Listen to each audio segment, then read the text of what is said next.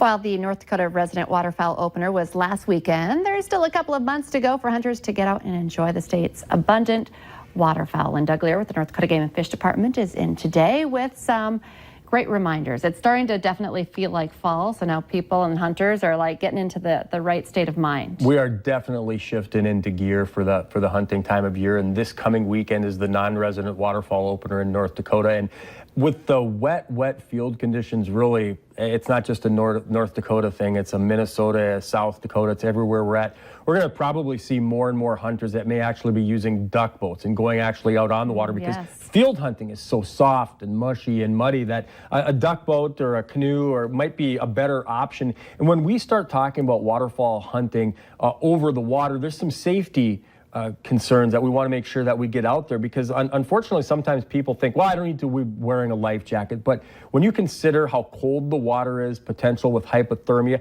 and all the equipment and all the gear that you have, if you end up in the water, it could unfortunately end up in a fatality. And things can start off, with a beautiful day without much wind, and where we live in the Midwest, it can turn into windy and rainy in the snap of a finger. So we want to make sure that people are taking proper safety precautions when they head out on the water doing some duck and goose hunting, Lisa. Good reminder. And also there are a few rules that you should remember when you're taking your boat in and out of water as well. Right. The same aquatic nuisance species rules and regulations, they also apply to any time you're going on the water, whether it's fishing in the fall or in the summer, whether it's hunting in the fall. If you're putting anything into the water, you need to be removing all the plant and all the fragments from the boat, from the trailer. You can remove those plant fragments from your decoys, from your dog goes into the water and comes out with some kind of plant fragments that are on there. Make sure you brush that off and remove that before you travel. You have to pull the plug and drain the water from your boat. Same rules that apply in the summertime, those also apply in the fall time as well, Lisa. Yeah, great reminders. What are you expecting for numbers of hunters now? We're going to see a spike in hunter numbers definitely as we go into this coming weekend with the full waterfowl season in North Dakota. So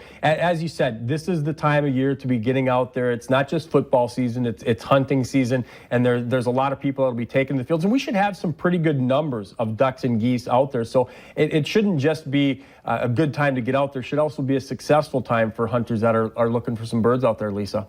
Okay, and just one more time, you can get your license online, the dates. Right, and make sure that you take care and get your HIP registration number, your duck stamp, your federal waterfowl stamp, your license. All of that is available online, but take care of some of that paperwork, that administrative details, and that's all available on the Game and Fish Department website.